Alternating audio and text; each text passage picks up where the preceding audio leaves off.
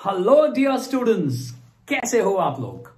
अब integration exemplar की जो सीरीज हम कर रहे हैं, जिसमें ऑलरेडी 2 पार्ट्स हम कर चुके हैं, आइए थर्ड पार्ट में एंटर करते हैं।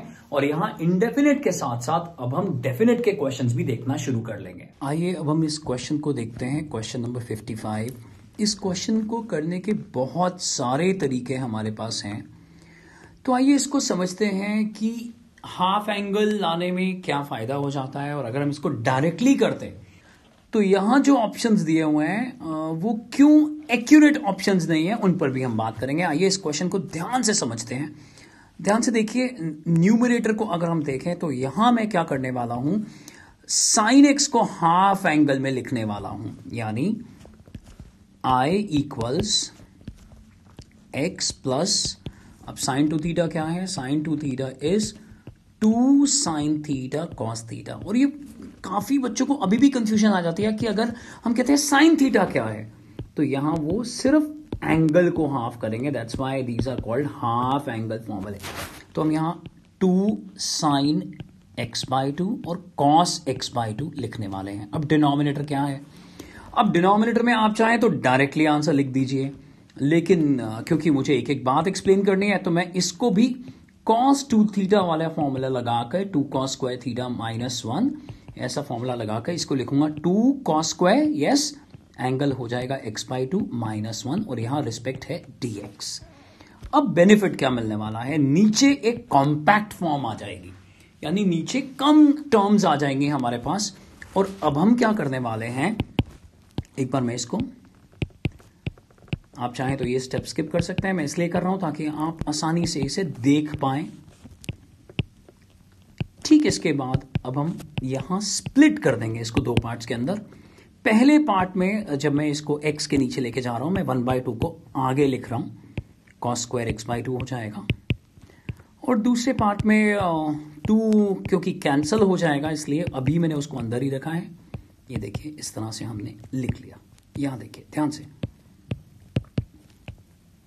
अब यहां 2 और 2 कैंसिल हो गया, और यहां साथ ही साथ एक पावर cos x बाई 2 की भी कैंसिल हो गई। इसके बाद क्या कोई पॉसिबिलिटी है, जी हां, हम क्या करने वाले हैं, इसको 1/2 लेते हुए अब cos स्क्वायर को ऊपर ले जाएंगे तो वो sec स्क्वायर या सीकेंड स्क्वायर बन जाएगा। देखिए ध्यान से, और यहां पर साइन और cos, जी हां, साइन और cos tan आ जाएंगे। तो अब आप कहोगे भाई अब क्या करें, क्या इसको अलग से इंटीग्रेट करें, ये तो बहुत आसान इंटीग्रेशन है। जी नहीं, आप इसे एज इट इज रखिए और इसमें बाय पार्ट्स लगाइए, इसमें बाय पार्ट्स लगाइए। अब देखिए, जब हम यहां बाय पार्ट्स लगाएंगे तो आप कहोगे सर हमें इसका इंटीग्रेशन करने दो। अब आप रुक जाइए, आप समझिए, ट्रिक को समझिए। और ये क्वेश्चन बहुत बहुत इंपॉर्टेंट है। अगर आप ये मानते हैं कि आपने क्लास 12th की तैयारी कर ली है, या आप एक अच्छे से तैयारी उसकी करना चाहते हैं, और साथ ही साथ JEE के लिए भी बहुत इंपॉर्टेंट क्वेश्चन है, तो यहां हम बाय पार्ट्स लगाएंगे और हम x को फर्स्ट फंक्शन ले लेंगे और सीकेंड स्क्वायर यानी sec स्क्वायर एक्स बाई 2 को सेकंड फंक्शन। ध्यान से देखिए, मैंने 1/2 को बाहर रखा हुआ है, कर्ली ब्रैकेट लगा रहा हूं, first function x as it is, secant square x by 2 का integration tan x by 2 divided by 1/2, क्योंकि एंगल का derivative, minus the whole integration of derivative of x is 1, और फिर से सीकेंड स्क्वायर एक्स बाई 2 का integration tan x by 2 divided by 1/2, और यहां respect dx की लेते हुए इसको एज इट इज रखना है, जो कि आपको बार बार लग रहा है कि ऐसा क्यों कराया जा रहा है। ध्यान से देखिए, अब ये 1/2, ये 1/2 और ये 1/2 कॉमन लेने पर, अगर मैं 1/2 कॉमन ले लूं, ध्यान से देखिए, अगर मैं 1/2 कॉमन ले लेता हूं तो ये जो 1/2 और ये जो 1/2 है ये कैंसिल हो जाएगा, ये देखिए ऐसा, और हमारे पास बचेगा x tan x by 2 minus integration of tan x by 2। देखिए, और अब आप समझ गए। अब यहां से अगर मैं कर्ली ब्रैकेट रिमूव कर देता हूं, जिसका कोई यूज नहीं है क्योंकि बाहर 1/2 कैंसिल हो चुका, ध्यान से देखिए, ये क्वेश्चन यूं दिखाई दे रहा है, और आप कहोगे सर समझ में आ गया, बिना इंटीग्रेशन इसका करे हुए, ये प्लस में है और ये माइनस में है, ये कैंसिल हो जाएगा और हमारे पास आंसर आएगा x tan x by 2 plus c। ये देखिए, और अब हम चलते हैं ऑप्शंस पर, क्या कोई ऐसी ऑप्शन अवेलेबल है, तो देखते हैं x tan x बाई 2, ये रहा देखिए x tan x बाई 2। तो ऑप्शन डी जो है वो एक परफेक्ट ऑप्शन है। अब आप कहेंगे कि सर आप कह रहे थे कि हम इसे सेपरेटली भी कर सकते हैं। जी हां, अगर हम इसे सेपरेटली करते हैं, ध्यान से समझिए, तो हम सीधा सीधा इसको डिवाइड करते हैं, कॉस को रेशनलाइज करते हैं, और यहां देखिए sine x over 1 plus cos x. तो ध्यान से देखो, ये जो आंसर है ये लॉग में आ जाएगा, लॉग मॉड। तो ये सिर्फ ये आंसर अगर यहां दिया हुआ है तो गलत है, क्योंकि इसका भी तो कुछ आंसर आएगा ना साथ ही साथ, और ये आंसर तो कभी भी नहीं आ सकता हमारे पास log x plus sine x. ये तो पॉसिबल ही नहीं है कि हम ऊपर टी पुट करें और नीचे डेरिवेटिव रिमूव कर दें, तो ये तो पॉसिबल ही नहीं था। हाँ, ये एक पार्ट है इसका, इसलिए ये गलत है। अगर आप इसे बिना हाफ एंगल के करना चाहते हैं एज अ सब्जेक्टिव क्वेश्चन, तो ये आंसर लॉग में आएगा, log mod 1 plus cos x, और इसमें फिर आप या तो रेशनलाइज करिए या फिर जैसा मैंने यहां secant square x by 2 tan के साथ इसको प्रोसीड करिए। ये समझ में आ गया होगा। बट फिलहाल अगर हम देखें तो यहां हमने हाफ एंगल को यूज करते हुए जो आंसर फाइंड करा है वो है ऑप्शन डी, यानी x tan x by 2 plus C. बहुत इंपॉर्टेंट क्वेश्चंस, इन क्वेश्चंस को अपने दोस्तों के साथ शेयर करना मत भूलिएगा। आइए अगले क्वेश्चन पे चलते हैं। आइए इस क्वेश्चन को देखते हैं, और क्वेश्चन है एक्स क्यूब डी एक्स और नीचे under root of 1 plus x square है। तो कई बार हमने बहुत प्रैक्टिस करी होती है, तब भी ऐसे क्वेश्चंस देखकर हमारे को अचानक से बहुत कंफ्यूजन हो जाती है। हम यहाँ पर टैन पुट करने की कोशिश करते हैं और इंटीग्रेशन को बेवजह बहुत लेंदी बना देते हैं। तो ऐसे क्वेश्चंस को कैसे करना है, ध्यान से देखिए। अब आप चाहेंगे कि आप इसे 1 प्लस एक्स स्क्वायर को टी या टी स्क्वायर पुट कर दें, लेकिन एक्स स्क्वायर का जो डेरिवेटिव है 2x, वो ऊपर से सिर्फ एक ही x रिमूव कर पाएगा। आइए इस बात को दोबारा से समझते हैं। मैं क्वेश्चन को दोबारा से लिखता हूं, मैं इसे आई ले लेता हूं। अभी हम आंसर की तरफ ध्यान नहीं देते हैं। ध्यान से देखिए, मैं एक्स क्यूब को इस तरह से लिख देता हूं, और अगर हम अब 1 प्लस एक्स स्क्वायर को टी पुट करें या रूट वाली टर्म को टी पुट करें, तो जब हम स्क्वायर करेंगे तो हमारे पास ऐसा कुछ आ जाएगा टी स्क्वायर। तो ध्यान से देखिए, जब हम t को x के रिस्पेक्ट में डिफरेंशिएट करेंगे तो ये हो जाएगा 2x dx is equal to 2t dt। अब यहां इस x क्यूब में से सिर्फ x रिमूव हो पाएगा, x dx सिर्फ ये रिमूव हो पाएगा। तो x dx को हम लिख सकते हैं t dt। इस तरह से हमने इसको रिप्लेस कर दिया, और यहां से x स्क्वायर की वैल्यू क्या निकल कर आ गई, ये आ गई t स्क्वायर माइनस 1। फिर से समझ लें, x dx को यहां पर हमने t dt से रिप्लेस कर दिया, x dx will now be t dt, और सिर्फ ये x स्क्वायर क्या हो जाएगा, ये x स्क्वायर हो जाएगा t स्क्वायर, और इस 1 को उधर ले आना, और आप कहोगे डिनोमिनेटर तो मालूम है ये t है। तो आइए इसको रिप्लेस करते हैं। तो यहां मैं x के बदले t लिख रहा हूं, x स्क्वायर के बदले t स्क्वायर माइनस 1 लिख रहा हूं, साथ में रिस्पेक्ट dt, और नीचे t आ गया। देखिए t और t कैंसिल, और कितनी आसानी से ये अब इंटीग्रेशन हो जाएगा। मैं दोबारा से लिखता हूं इसको जल्दी से। टी स्क्वायर का integration T cube by 3 minus T और कांस्टेंट। अब टी की वैल्यू याद है आपको, टी की वैल्यू है 1 plus x square whole raise to power 1/2 root. तो यहां पर आ जाएगा 1 plus x square whole raise to power 3/2 divided by 3 minus 1 plus x square whole raise to power 1/2 plus C. अब कंपेयर करते हैं इसको आंसर के साथ। देखिए ये रूट में है और ये 3/2 है, और हमें a और b की वैल्यू चाहिए। तो 3/2 के सामने जो है वो a है, 3/2 के सामने जो है वो a है, यानी a की वैल्यू निकल कर आ रही है 1/3, और b की वैल्यू, ध्यान से देखिए, हम इसे रूट इस तरह से भी तो लिख सकते हैं जो मैं बात कर रहा था। तो b की वैल्यू है -1। सो a is 1/3 and b is -1। तो यहां पर ये फिर से ऑप्शन डी जो है वो एक परफेक्ट ऑप्शन बनेगा।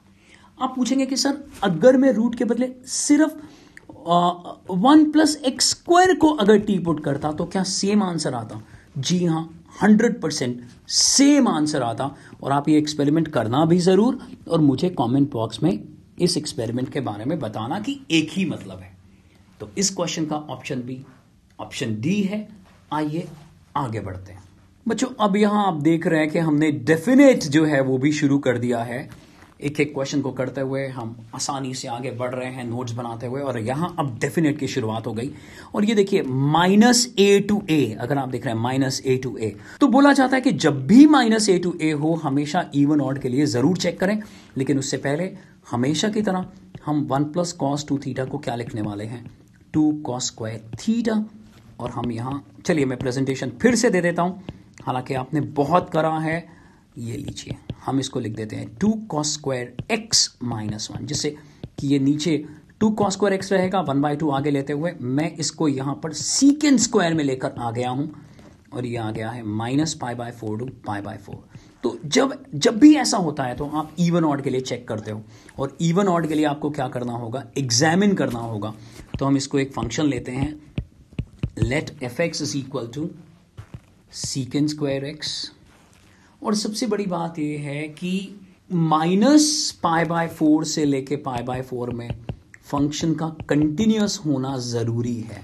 तो आप ध्यान से देखें, -π/4 से लेके π/4 तक कॉस और सीकेंट कभी भी 0 नहीं होते, क्योंकि सीकेंट को ज्यादा प्रॉब्लम होती है, यानी सेक को ज्यादा प्रॉब्लम होती है जहां कॉस 0 आ जाए। और कॉस 0 कब आता है, या तो वो π/2 पर आता है, या फिर वो 3π/2 पर आता है, या -3π/2 पे आता है, यानी ऑड मल्टीपल्स ऑफ π/2।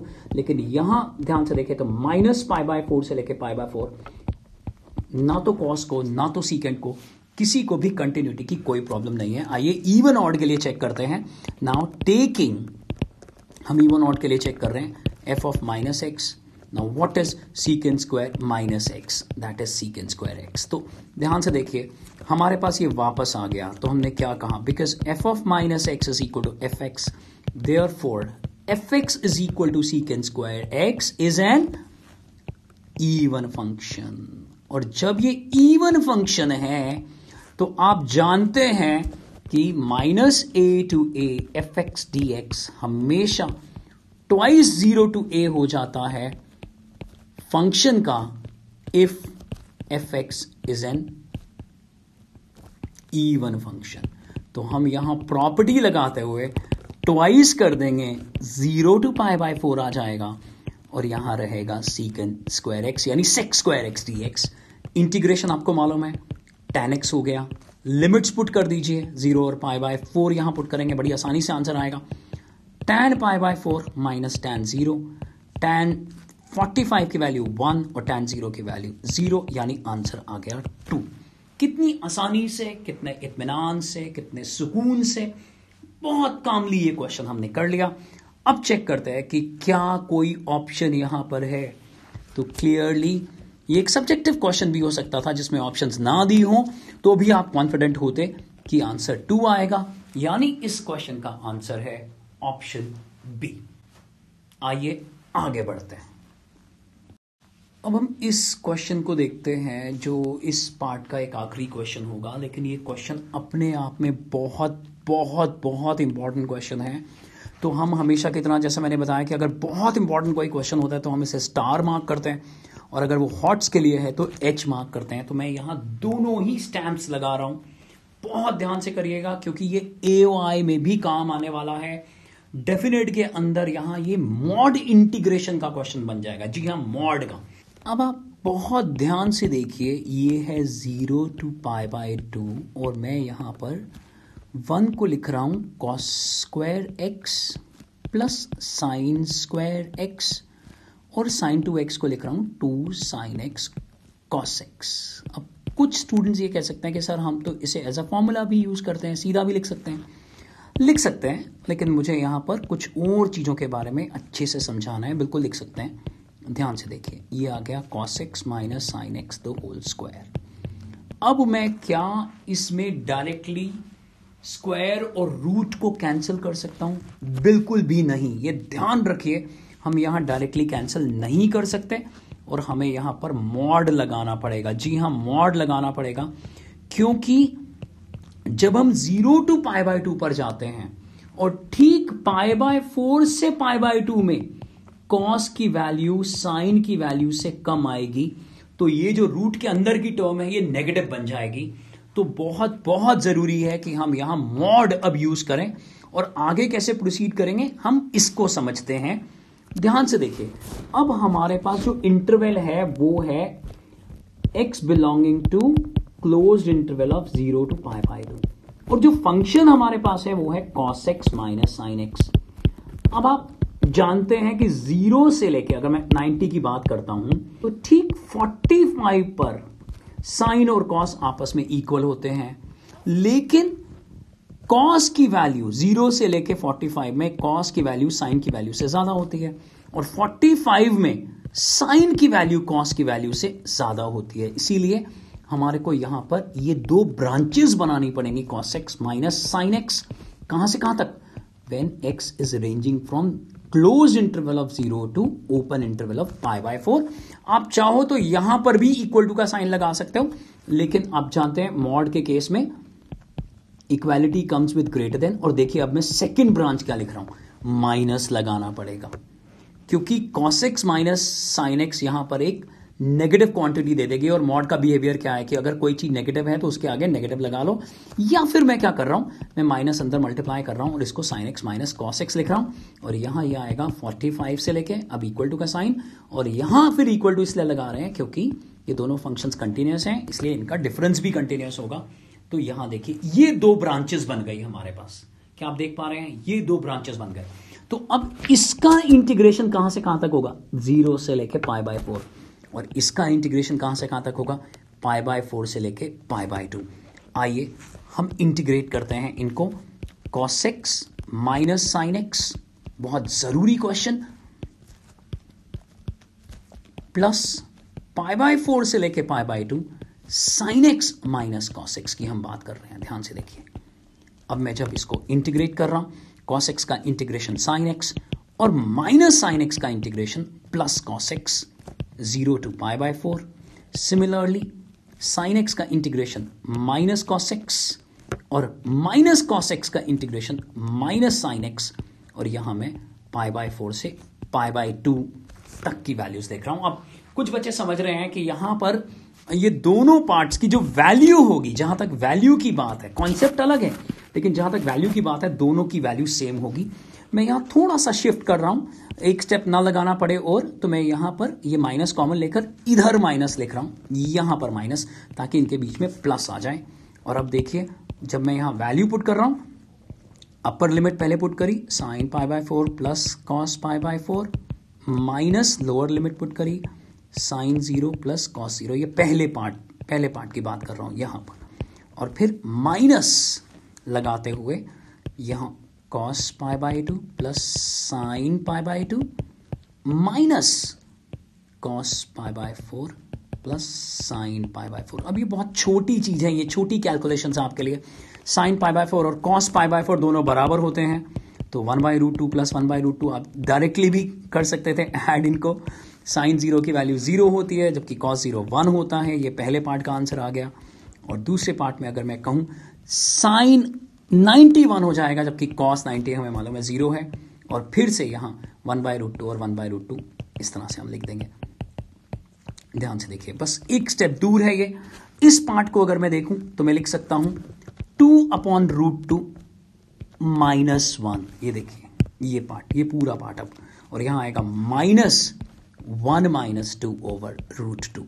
तो इसमें अगर मैं माइनस अंदर मल्टीप्लाई कर देता हूं और इस तरह से देखने की कोशिश करता हूं, तो ये भी सेम पार्ट आ जाएगा हमारे पास, ट्वाइस हो जाएगा, और आप इसको फर्दर सिंप्लीफाई कर सकते हो। देखिए हमें कोई ऑप्शंस की जरूरत नहीं, हम लगातार इसे सब्जेक्टिव मानते हुए इस क्वेश्चन को कर रहे हैं। ये आंसर आ गया, और ये एरिया में भी मैं फिर से बोल दूं, मॉड इंटीग्रेशन और AOI के अंदर भी बहुत स्ट्रॉन्ग क्वेश्चन, बहुत ध्यान से नोट्स बनाते हुए करिएगा। हालांकि हम कॉन्फिडेंट हैं, बट फिर भी ओवर कॉन्फिडेंट होने की जरूरत नहीं है। हम आंसर चेक करते हैं, और यहां ऑप्शन जो दिख रहा है वो क्लियरली ऑप्शन डी है बच्चों। ये देखिए, कमेंट बॉक्स में जरूर कमेंट करके बताइएगा कि इस पार्ट में सबसे अच्छा क्वेश्चन आपको कौन सा लगा। ये देखिए आंसर आ गया है 2√2 - 2, यानी 2 विद इन द ब्रैकेट √2 - 1। इसी तरह से प्लेलिस्ट के अंदर सारे सब्जेक्ट, सब टॉपिक्स, चैप्टर्स की प्लेलिस्ट है, उनको अच्छे से करते हुए आगे बढ़िएगा। अभी तक इस चैनल को सब्सक्राइब नहीं करा तो चैनल को सब्सक्राइब कर लीजिए। डिस्क्रिप्शन बॉक्स में फ्री टेलीग्राम ग्रुप्स हैं, उनको भी जरूर ज्वाइन कर लीजिए। बच्चों, पढ़ते रहिए और आगे बढ़ते रहिए।